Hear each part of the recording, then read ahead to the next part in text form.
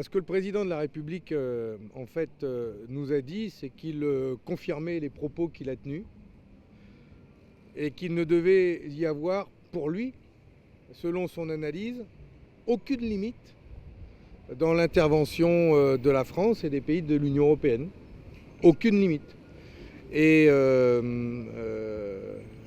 c'est donc une position qui est nouvelle par rapport au début de la guerre il y a 2 ans, où il y avait des lignes rouges qui ne devaient pas être franchies, où il y avait des propos clairs affirmant que la France, en aucune manière, ne pouvait demain devenir co-belligérante.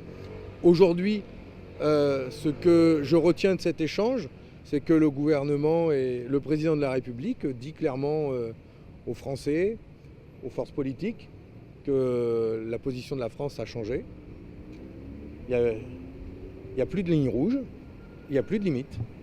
Et donc, j'ai le sentiment que mon pays, la France, ne croit plus dans les voies diplomatiques, les voies politiques, ne croit plus dans la paix, et qu'il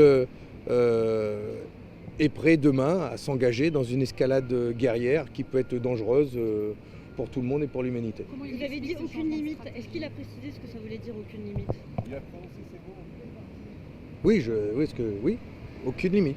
Il faut pouvoir dire qu'il y a la position de la France aujourd'hui, qu'il confirme, qu'il dit, mais que l'on entendra certainement, je le souhaite, au Parlement. C'est-à-dire il faut que les ministres, le Premier ministre assument la position du président de la République et de dire qu'il n'y aurait plus aucune limite. Ce qui veut dire que nous faisons le choix de participer, nous sommes prêts à participer à une escalade guerrière, puisque il y en a eu une quand même, par la livraison de matériel militaire, par la livraison de missiles à longue portée.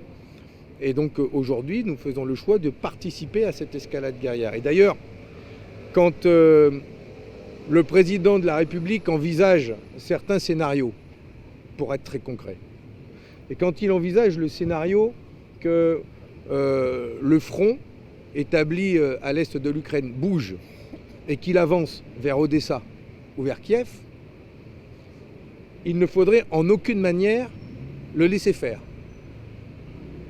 Et que c'est ce qui pourrait engager une intervention. C'est un signal clair aussi que nous envoyons quelque part au président Zelensky. Mais si j'étais à sa place, je laisserais les Russes avancer pour engager une réaction des pays de l'Union européenne et de la France. Et je trouve ça, je le dis, extrêmement grave et extrêmement dangereux.